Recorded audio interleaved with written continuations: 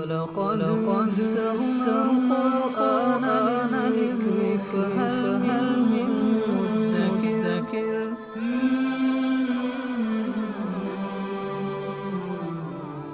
سورۃ النساء آیت نمبر 88۔ اعوذ باللہ من الشیطان الرجیم، بسم اللہ الرحمن الرحیم۔ فما لکم فی المنافقین فئتین واللہ ارکسہم بما کسبوا اتريدون ان تهدوا من اضل اللہ ومن یضلل اللہ فلن تجد له سبیلا۔ ان آیات میں اللہ تعالیٰ نے منافقین کی 4 اقسام کو بیان فرمایا ہے۔ پہلا گروہ تو وہ تھا کہ جنہوں نے مکہ سے مدینہ کی طرف ہجرت کی، لیکن پھر آپ علیہ السلام سے تجارت کی غرض سے یا تجارت کے بہانے سے اجازت لے کر مکہ چلے گئے اور پھر وہیں رک گئے، لوٹ کر واپس نہ آئے۔ تو یہ پہلا گروہ ہے منافقین کا، کیونکہ اس وقت میں ہجرت کرنا فرض تھی، اور ہجرت بھی اس لیے فرض تھی کہ کیونکہ آگے چل کر جہاد کا حکم فرض ہونے والا تھا، تو جہاد کے لیے مسلمانوں کی جمعیت کا ایک جگہ مرکز میں اکٹھا ہونا وہ ضروری تھا، تو اس لیے ہجرت فرض تھی۔ البتہ کوئی بیمار تھے، ضعیف تھے، کچھ عورتیں تھیں ایسی کہ جو ہجرت نہیں کر سکتی تھی، ان کو استثناء حاصل تھا، بقیہ سب پر ہجرت فرض تھی۔ تو یہ جو لوگ اجازت لے کر مکہ واپس چلے گئے اور پھر وہاں سے لوٹ کر نہ آئے، تو ان کے بارے میں 2 قسم کے خیالات مسلمانوں میں گردش کرنے لگے۔ بعض سمجھنے لگے کہ یہ مسلمان ہی ہیں، بس کسی مجبوری سے واپس چلے گئے، لیکن بعض کہنے لگے کہ نہیں، یہ منافقین ہیں، یہ مرتد ہیں۔ تو اللہ تعالیٰ نے ان آیات میں فیصلہ فرمایا کہ فما لکم فی المنافقین فئتین، تمہیں کیا ہوا کہ تم منافقین کے بارے میں 2 گروہ بن گئے۔ واللہ ارکسہم بما کسبوا، حالانکہ اللہ نے تو ان کو ان کے اعمال کے بسبب اوندا کر دیا، الٹا کر دیا۔ اوندا یہی کر دیا نا کہ مسلمان ہو کر دوبارہ سے وہ مرتد ہو گئے۔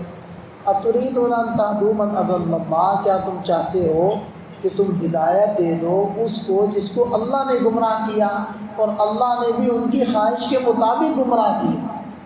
چاہتے یہی تھے کہ ہم گمراہ ہوں۔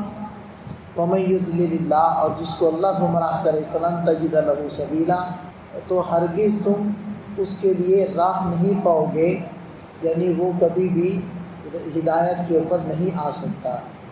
وَدُّوا لَوْ تَكْفُرُونَ كَمَا كَفَرُوا، یہ لوگ تو چاہتے ہیں کہ تم بھی اسی طرح کفر کرو جیسے کہ انہوں نے کیا۔ فَتَكُونُونَ سَوَاءً، پھر تم سب آپس میں برابر ہو جاؤ کفر میں، یعنی جیسے وہ لوٹے ہیں کفر کی طرف، وہ چاہتے ہیں کہ بقیہ مسلمان بھی لوٹیں۔ فَلَا تَتَّخِذُوا مِنْهُمْ أَوْلِيَاءَ، تم ایسوں کو دوست نہ بناؤ، حَتَّى يُهَاجِرُوا فِي سَبِيلِ اللَّهِ، یہاں تک کہ وہ اللہ کے راستے میں ہجرت کریں، کیونکہ ہجرت اب معیار تھی ایمان اور کفر کے درمیان۔ فَإِن تَوَلَّوْا، پھر اگر وہ ہجرت سے منہ موڑیں، فَخُذُوهُمْ، تو ان کو پکڑو، وَاقْتُلُوهُمْ، اور قتل کر دو، حَيْثُ وَجَدتُّمُوهُمْ، جہاں کہیں تم ان کو پاؤ، کیونکہ وہ مرتد ہو چکے ہیں۔ وَلَا تَتَّخِذُوا مِنْهُمْ وَلِيًّا وَلَا نَصِيرًا، اور ان میں سے کسی کو نہ اپنا دوست سمجھو، نہ بناؤ، اور نہ ہی اپنا مددگار بناؤ۔ جو مرتد ہے، کافر ہے، اس سے مدد لینے سے منع کر دیا گیا ہے۔ لہذا ایک موقع پر جب صحابہ نے گزارش کی آپ علیہ السلام سے کہ ہم یہود مدینہ سے مدد مانگتے ہیں، تو آپ علیہ السلام نے ارشاد فرمایا کہ ہم ان خبیثوں سے مدد نہیں لیتے۔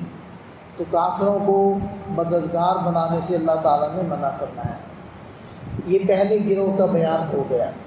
الا الذین یصلون، البتہ وہ لوگ جو مل گئے، علاقوں میں بینکم وبینہم میثاق، ایسی قوم کے ساتھ کہ تمہارے اور ان کے مابین معاہدہ ہے جنگ نہ کرنے کا، جنگ بندی کا معاہدہ ہے۔ تو کچھ لوگ، کچھ منافقین ایسی قوم کے ساتھ جا کر شامل ہو گئے۔ او جاؤ، اب یہ دوسرے گروہ کا بیان ہو گیا۔ او جاؤکم حسرت صدورہم، جب وہ تمہارے پاس آئے ہیں وہ منافق لیکن حسرت صدورہم، ان کے دل بیزار ہیں اس بات سے کہ یقاتلوکم او یقاتلو قومہم، کہ وہ تم سے لڑیں یا اپنی قوم سے لڑیں، کہ وہ ہے تو منافق اور مسلمانوں کے پاس آ گئے ہیں، لیکن نہ تو وہ اپنی قوم سے لڑنا چاہتے ہیں نہ مسلمانوں سے لڑنا چاہتے ہیں، اور مسلمانوں کے پاس اسی وجہ سے آئے ہیں کہ ان کو خوف ہے کہ کہیں ان کی قوم ان کے ساتھ نہ لڑے۔ تو وَلَوْ شَاءَ اللَّهُ لَسَلَّطَهُمْ عَلَيْكُمْ فَلَا قَاتَلُوكُمْ، اگر اللہ چاہتے تو ان کو تم پر مسلط کر دیتے، پھر وہ تم سے قتال کرتے۔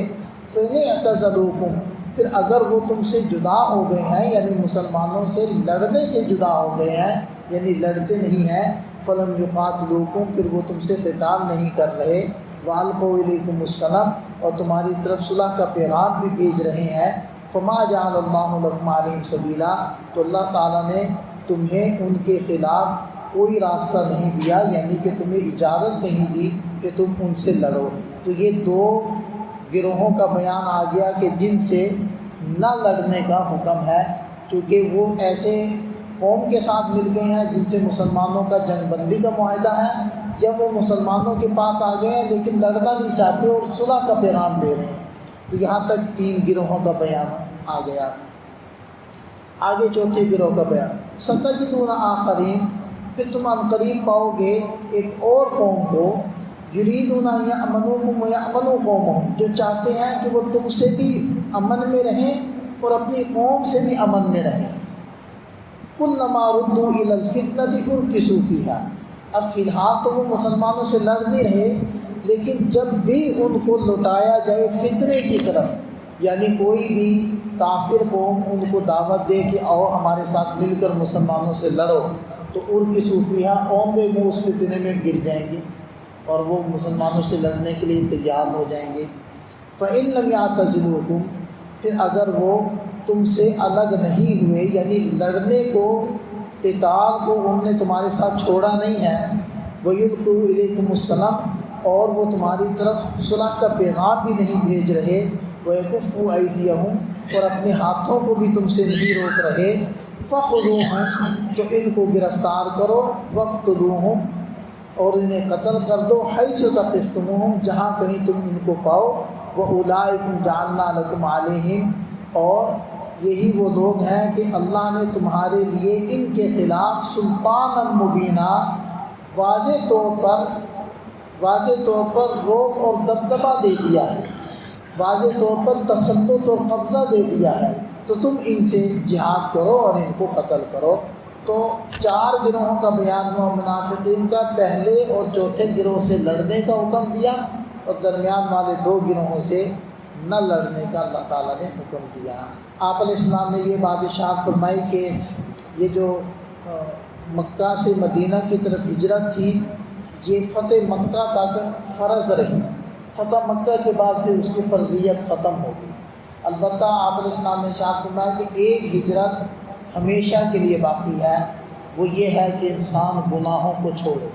ہاجر یہاجر کا معنی چھوڑنا ہوتا ہے، تو گناہوں کو چھوڑنا، یہ والی ہجرت ہمیشہ کے لیے باقی ہے۔